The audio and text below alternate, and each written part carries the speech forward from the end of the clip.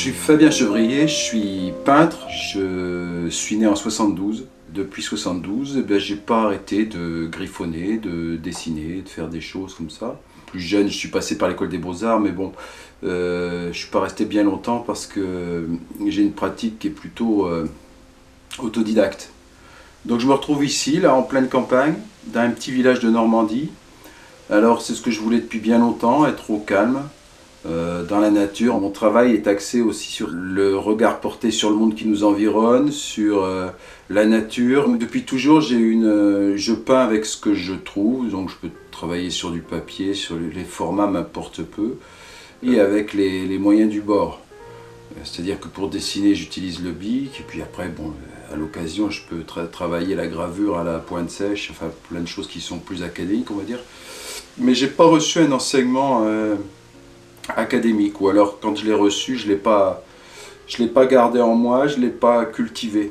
Au contraire, j'essaye de revenir à ce que Gaston Chessac disait, les artistes sont des enfants qui ont grandi. Alors j'aime bien cette phrase, ça c'est important pour moi. Ou celle de Picasso qui disait qu'il n'y a pas plus sérieux qu'un enfant qui joue. Et ça, c'est un peu le travail de la peinture pour moi, ou de l'art en général, ou de la créativité. C'est-à-dire être plongé dans une sorte de dialogue un peu décentré du monde et essayer de se reconnecter avec soi-même, quoi, avec l'enfance, avec cet enfant qui a grandi. Là, le fait d'être à la campagne, c'est une espèce de zone tampon, ou seul dans l'atelier, ou à l'extérieur, parce que je travaillais souvent à l'extérieur. On est comme dans une sorte de petite chambre capitonnée, un petit peu loin du monde, et donc là finalement les idées peuvent venir, mais aussi aiguiser son regard ou son avis sur le monde qui nous entoure.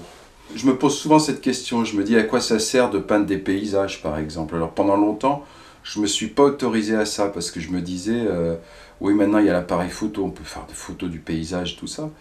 Et puis là, depuis quelques temps, je suis retourné vers ça.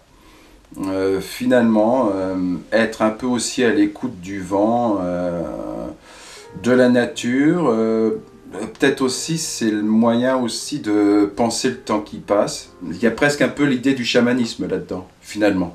C'est finalement se tourner vers le paysage, c'est aussi se repenser en tant qu'individu en vie dans le schéma ou dans la chaîne de vie, dans son hérédité, dans sa généalogie aussi.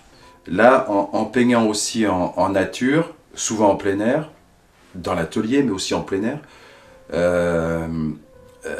on ressent ça, cette espèce de force incommensurable de la nature.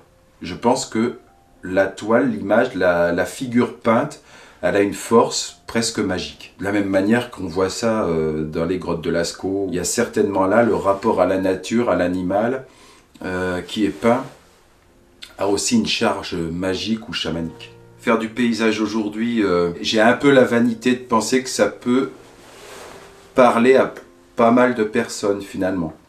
C'est-à-dire l'émotion de la promenade en forêt, l'émotion du vent, de la tempête, mais aussi la petite crainte du soir qui tombe dans la forêt. Ça c'est la grandeur, puis aussi le merveilleux de la nature.